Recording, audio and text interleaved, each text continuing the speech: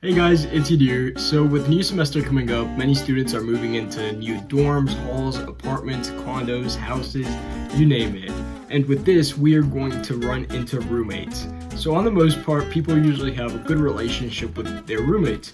But on the other hand, there might be a few lifestyles that you are not used to. That's why Molly and I grabbed some stories of a few interesting roommates from colleges all around the US. So let's get into it.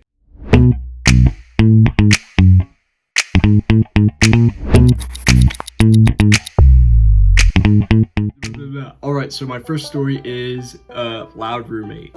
So the first place I lived on campus was in a suite with 3 other girls. My actual roommate was nice enough, but she constantly, even while she slept, listened to a playlist with about 20 awful country songs over and over again. See, I feel like in that situation, you definitely have to talk to the roommate and be like, yo, can you at least put headphones on?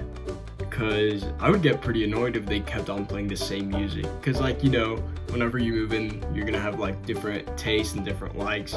So definitely suggest to them, hey, maybe put headphones on. And if you are that roommate, try to be a little bit more conscious about your surroundings.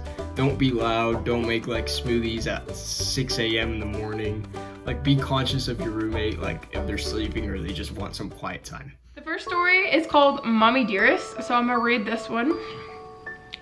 My first roommate in college was extremely coddled by his mother, or at least I thought so.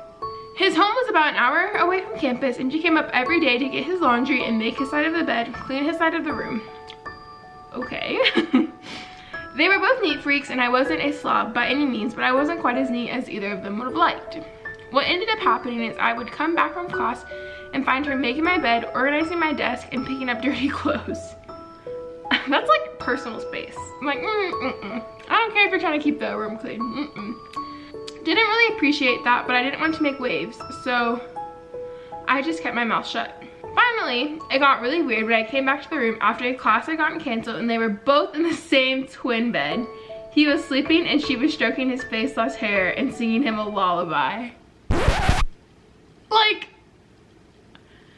Y'all. What? I think I would walk in and then walk right out. Talk to your roommate if they have unwanted guests that you don't want there, because you can always solve that by talking to them and letting them know that you're uncomfy. Alright, so the next story is called Pay-Per-View.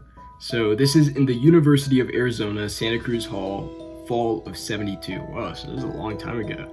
So second or third week of classes had started and there was some shuffling of people and I got moved down the hall.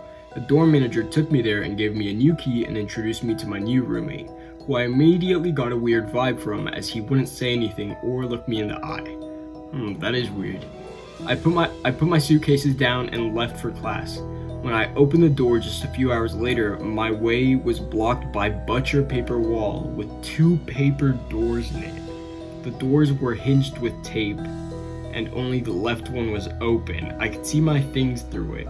From there, I could see that he had constructed a central wall of butcher paper dividing the room floor to ceiling, giving us each half a window. That's a lot of commitment if you did all of that in a few hours, but I wonder what they're hiding.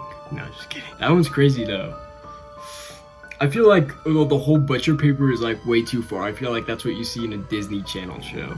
I could get how some people are introverted and they like to have their own personal space. I understand that, but I feel in college it's time to explore new things. And personally, I feel claustrophobic. No, it reminds me of the room from Sam and Cat, that Nickelodeon show, where half of the room was super goth and the other half was super girly and all pink. That's what it reminds me of. I guess this goes back to respecting your roommate's space and privacy. Definitely don't move their things around because that's their own personal space. But at the same time, you don't have to go into extreme lengths to get that privacy.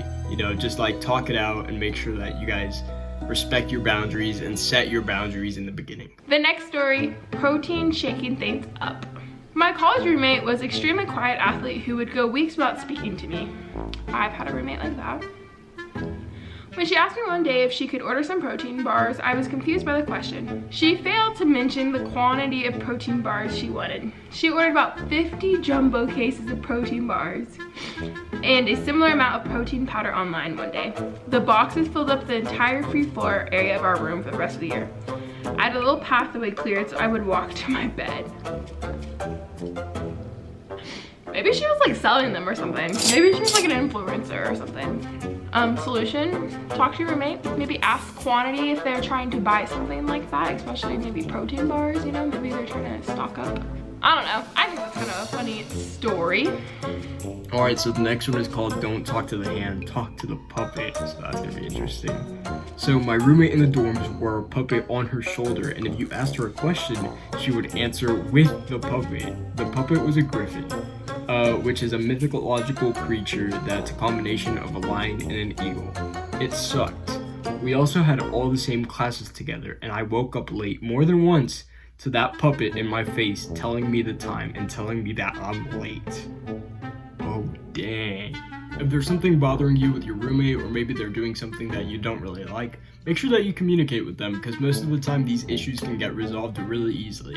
Also, I would hate it if a puppet wakes me up in the morning to tell me that I'm late for class. That's because you're never late for class. But That's true. Always make sure that you are going to class on time. and make sure you wear flip-flops. Don't get foot fungus. Yeah, I guess that's true. Don't get foot fungus. And brush your teeth. Yeah, no, I think they know to brush their teeth, but thank you for reminding us. Yeah, I brush my teeth. Anyways, that wraps up our video. Let us know what you think down in the comments below. Maybe you have an interesting roommate story. We'd love to hear it. And also make sure to check out our other Vlog Squad videos, especially for the upcoming school year, and like and subscribe. Thank y'all so much. Wreck 'em.